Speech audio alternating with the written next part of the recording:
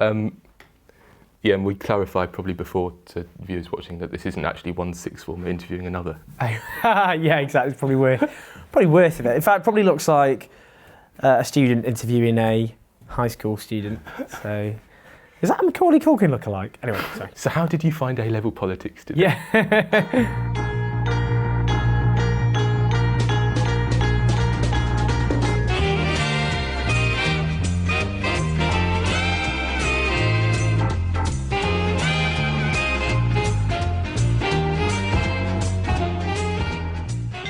Owen Jones, aren't you simply the Katie Hopkins of the left? Oh, blimey, wow. Take that, apologise immediately. No, and in fact, what Katie Hopkins does is she's obviously a wind-up merchant who goes on television to berate children for having names which aren't sufficiently posh, and she bans her kids from hanging out with them. She goes on to berate people for wearing tattoos or for being too fat. I go on TV and radio to argue for a living wage and for councils to build housing and workers to have basic rights, rich people to pay their taxes, and for people to have universal free childcare. So you don't say stupid things just to get on the telly, as Louise Mensch, that ex-Tory MP for Corby, tweeted? Well, that's what Louise Mensch does as a professional career. She's a kind of sub-Katie Hopkins figure, isn't she? I'm doing the opposite in that what I believe in passionately are my beliefs, that are lifelong beliefs and sincerely held beliefs. But I live in an era where those beliefs and those ideas have been battered, and the left, which I see myself as part, although I would clarify, most people don't think in terms of left or right, they think in terms of issues to be addressed in a way that's convincing and coherent. Certainly more so now, yeah. Well, exactly, that resonates with their experiences. Yeah. So a lot of what I say, people wouldn't, regard themselves as on the left. I mean, if you look at UKIP voters, most UKIP voters want public ownership of utilities like myself. They want a living wage. They want rich people to pay taxes and all the rest of it. But what I'm trying to do at a time when those ideas have been so marginalised and attacked, and the ideas that support the rich and big corporations are so mainstream, is actually I'm trying to stop these ideas being fringe. I'm trying to make them mainstream. So rather than being controversial for the sake of it, I'm actually trying to be deliberately non-controversial about ideas which have been marginalised, because what I'm trying to do is reach an audience, as big an audience as I can, with those ideas. But instead of doing what people like myself are expected to do, which is to be rah, rah, rah, constantly tub thumping, talking about socialism and capitalism and neoliberalism just all the time. Instead, what I'm trying to do is talk about them in a bread and butter, everyday, common sense sort of way, which I think resonates with people. So it's the opposite of people who are just professional trolls who want to wind people up for money. It's interesting, isn't it? Because you've built up a pretty substantial following on the political left. Isn't it just really lazy and really easy just to write about those issues rather than offering up your services to those who want to make a difference within politics, Ed Miliband, for instance? Well, I spend my time not just writing. I mean, I spend my time going everywhere.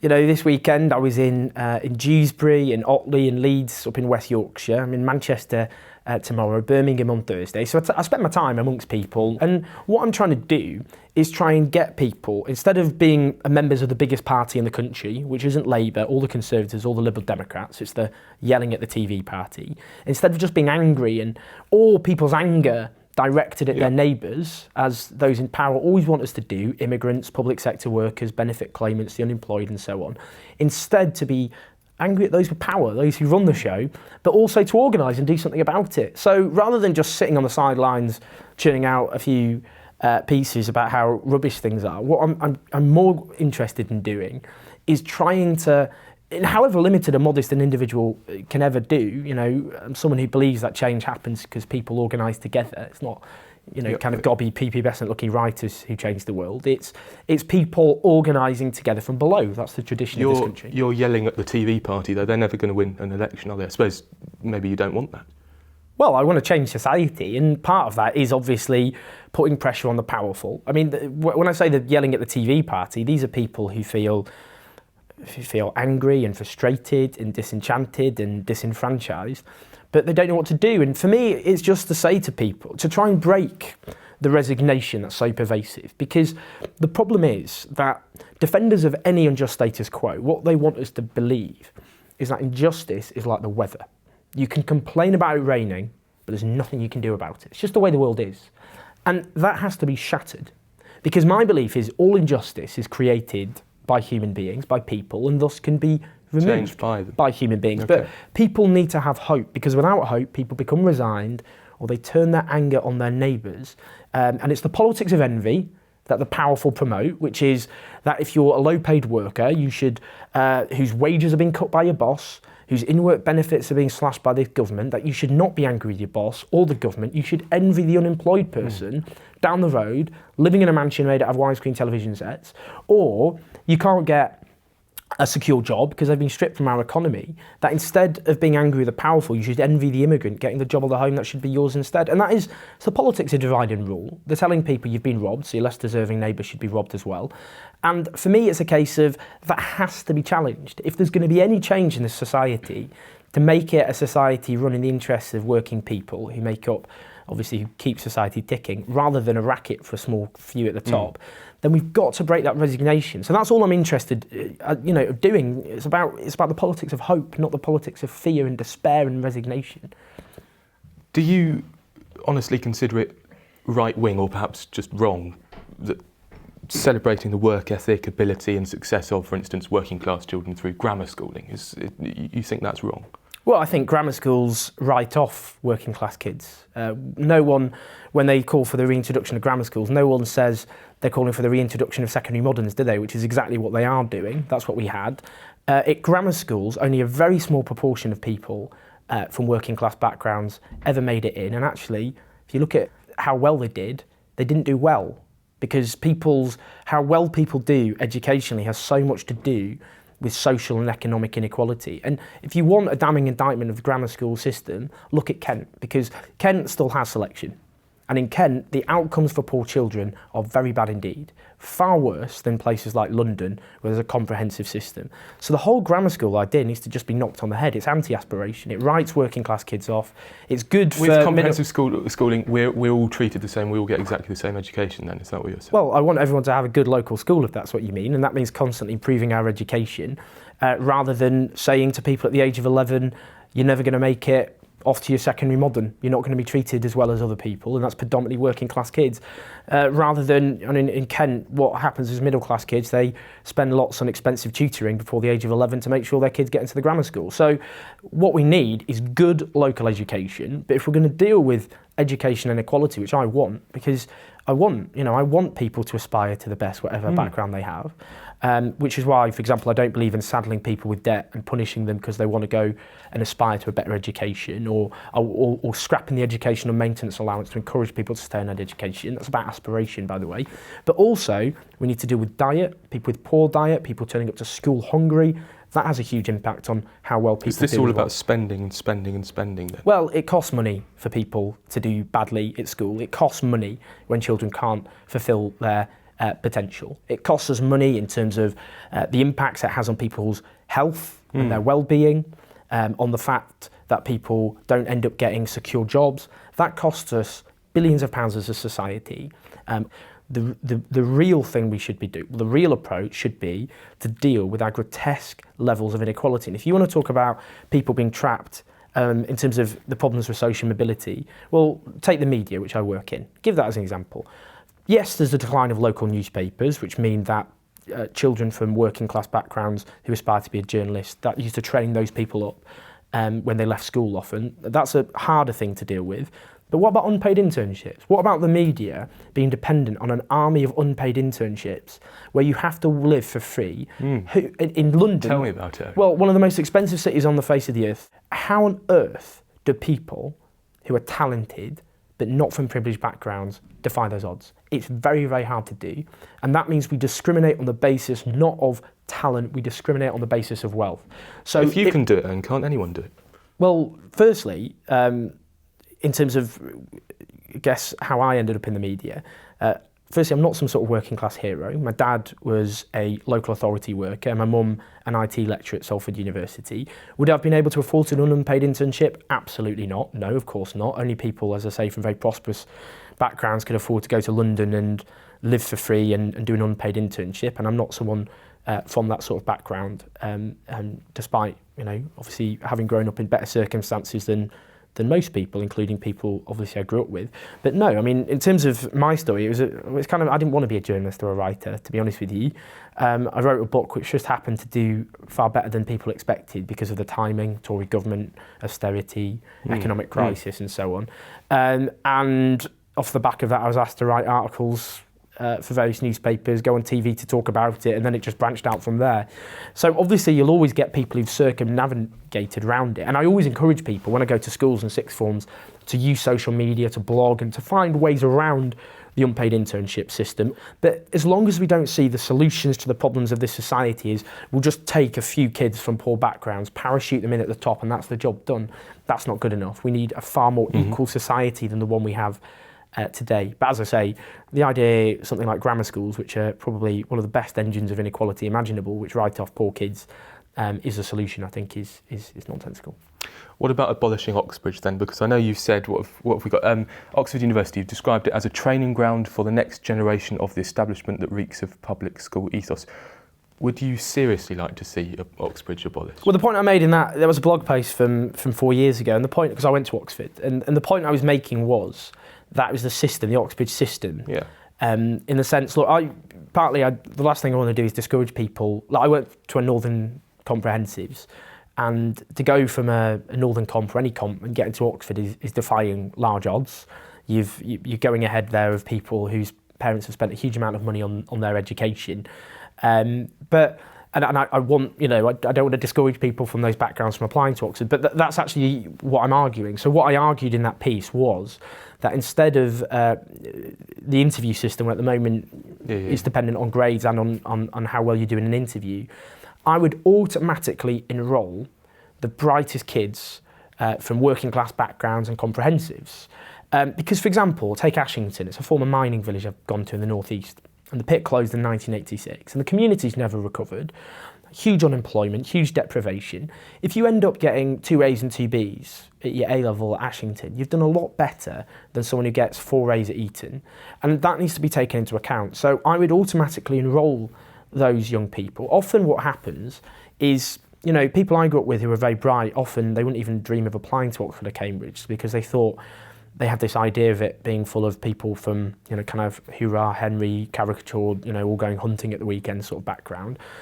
You do get occasionally people like that, Oxford and Cambridge, but that's not obviously representative of the universities as a whole. But that image has to be shattered, and one of the ways of doing that is to because that deters people from applying. And actually, Oxford and Cambridge put a lot of effort into it. Doesn't it do quite the opposite? I went to a state comp, but it's quite motivational, isn't it, to go up against people from grammars and private schools to compete for those best universities? Well, I can only talk from my experience and the experience of others, but And Oxford and Cambridge, their access initiatives, people who man those always make this point that they try desperately hard to get people to apply from a variety of backgrounds. They go to football matches, for example, and try and talk to people there, set up stalls. Yeah. But they have a big problem that lots of people from comps do not apply to Oxford or Cambridge, even though they get good grades, because they feel it's it's a different planet to them. It's not people from their backgrounds who apply there. So I think it's better to automatically enrol the brightest young people to make sure Oxford and Cambridge aren't as they are at the moment, which is partly a social elite, rather than getting, at the age of 18, some of the brightest people in the country.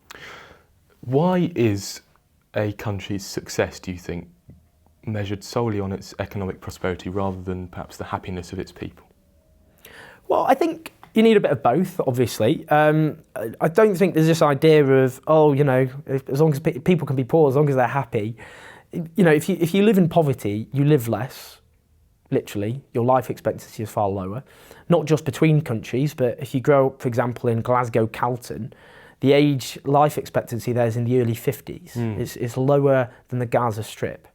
If you go down, there was this figure, it was a few years ago, but I don't know if it's still current, but apparently if you go down the Jubilee line, every stop, life expectancy goes down by a year. So, I'm not someone, I think there's always this patronising idea of, which has always been used to justify the class system is, they might be poor, but they're happy, aren't they? I think the lack of, I think lying awake at night wondering if you're worrying about how you pay your next energy bill, I don't think it's that conducive to happiness. And I think that's why partly happiness and having a decent standard of living go so hand in hand. Being poor is often very insecure, very stressful, and is bad for your health. Can we talk about you for a couple of minutes? We've got your book, boring. which we'll talk about in a little while. Firstly, where do you want to be in 10 years' time? I have no idea. I didn't want to be, as I said, a writer. I didn't want to be a journalist or anything like that, or pop up on TV and all of that. And I guess I'm quite pragmatic about it. Do you enjoy writing? No, not really. No, I think it's quite tedious, actually. I don't like the solitude of it. I don't like spending all my, a large amount of my time by myself. I like meeting people and talking to people and learning from people. And I find writing almost a bit self-indulgent, to be honest with you. I think, I guess I see it as a means to an end. What I'm interested in, whatever I do, whether it's writing or speaking or going on TV or doing stuff like this, is to raise issues, people and causes that are otherwise airbrushed out of existence or ignored or demonised for that matter, to try and challenge the status quo. Now, as I say, individuals can only do that in a limited and modest capacity because it's up to people organising together. That's what changes society. So in terms of 10 years, well, I don't know, maybe I'll have disappeared into oblivion. I'm sure lots of people who'd like that to happen, but I'm pragmatic, as long as I can reach people with these ideas, I'm happy. Your latest book, The Establishment and How They Get Away with It. What are they like? It's doing pretty well, selling nationwide in a good bookshop near you. It's full of glaring errors, Owen, is it not? No, it's not full of glaring errors. No, I mean it's. All books obviously have things where you update it. It's a hardback edition, and so I know there are some things you've already commented on, but there are others. So confusing exchange rates and exchange controls. Are you aware of that? No, it's not confused. That in fact that entire chapter has been was proofread by a financial analyst. Right. And I think you have commented on that. You claim that 92% of the top 50 publicly traded firms have the one error that was made, and this was just a publishing error. It was a percentage was added to 46%. Sorry. So it's 46 out of the top 50 publicly traded. 46 of the top 50 publicly traded companies. That was there, and the percentage was missing off the 46. So we turned it into 92%. 92%. But you're saying it's still a glaring figure. Well, of course. I mean, it's from an LSE report called the Democracy Audit in 2012. Which you cited as a 2012 report is actually a 2006 report. No, it's a 2012 report. But what they're doing, the report was published in 2012, and it's by political scientists. And the point they're making is that's still current. I mean, it's based on research they used. The source originally was from a few years before. But the Democracy Audit, which is published by the LSE and by political scientists at the LSE, that report was...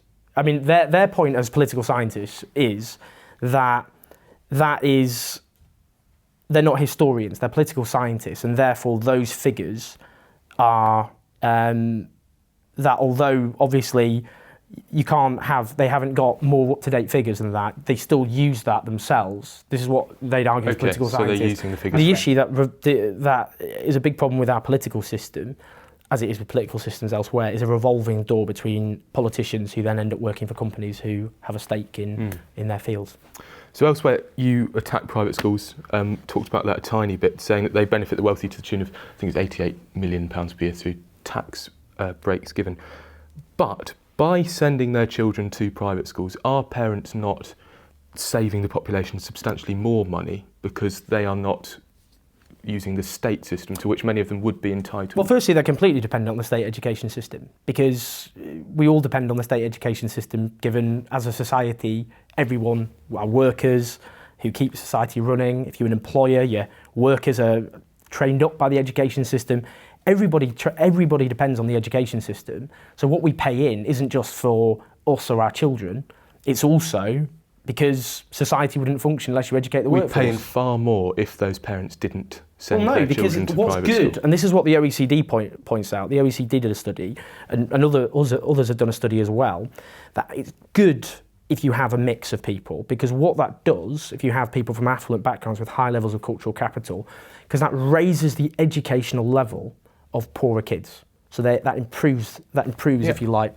Now, whilst people maintaining their educational level, do you think? Yeah, the evidence does not show that people are dragged down Okay. because they're mixing with people from different backgrounds. So you dispute Russell Kane, I think he said if you put people with A grades in with a class with people with E grades, you're going to get a load of C grades. You no, I don't. I do dispute that, yeah. Okay. And I don't think the evidence points that out. Look, I went to a primary school in the bottom 5% by results, Kell Green Primary School in Stockport. And no other boy went to sixth form, let alone university. I went there, I ended up going to Oxford. I wasn't dragged down by how the rest of the class did, because you're likely to do well. If you're from a British background, whatever school you go to, you're likely to do well, but you're being denied the opportunity to mix with people from different backgrounds. I think that's good for people. I think it's good to mix with people from different backgrounds. What can our Chat Politics audience who are tuning in now do to combat the threat of the establishment? Well, I think partly to see it as not as inevitable, that the way society is run is not the way things have to be. So I would say join a political party and organise, or a trade union, or a local campaign or activist group, and do something, because this isn't inevitable. This isn't the way the world has to be. This isn't, society, To combat the establishment, join the establishment. I don't think that's joining the establishment. Joining a political party isn't joining the establishment. No, of course it's not. I mean, it's an odd thing to say. I think the idea that you can't ever challenge the powerful without yourself being seen as the establishment, and then obviously no one can ever challenge the establishment. It becomes a slightly ludicrous thing to say. I think, if that somehow makes you part of the establishment, then, our definitions are probably a bit different. Okay. And penultimately for me, when people review your book online with simply, I can go to Aldi and get 12 rolls of this for a tenner less, or the like, does that ever make you question why you bother? That's probably true, actually, yeah. No, I think it's just inevitable, that really, isn't it? I mean, if you write a book which is challenging the assumptions of the status quo and the prevailing order in which we live, then I don't know. Yeah, I mean, obviously, yeah. Right-wing people don't like me very much. I've picked up on that. Members of the EDL and UKIP as well are not my biggest fans. I've also picked up on that, and they come up with insults which aren't generally that creative. Yeah. I mean, I'd be happy if they're just a bit more imaginative, to be honest with you. But yeah, that's just the way things are. I don't know. If I wasn't incurring the wrath of wealthy if I wasn't incurring the wrath of people on the hard right, then might as well give up, I guess. And finally, on a scale of 1 to 10, how much of a champagne socialist are you?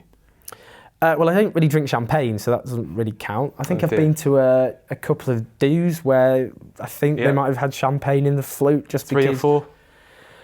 Well, I don't know. It's funny because unless if you're someone who wants a better sort of society, if you don't basically live in a hut and eat berries, you're deemed to be a champagne socialist. Exactly. But the way, if you're too poor, they accuse you of envy. If you're too rich, they call you a hypocrite. If you're too young, they call you naive. And if you're too old, they call you a dinosaur. So you literally can't win. As a champagne socialist, I don't know. I have drunk champagne before. It's like 3. I'm sure there was one at a wedding I went to a few months ago.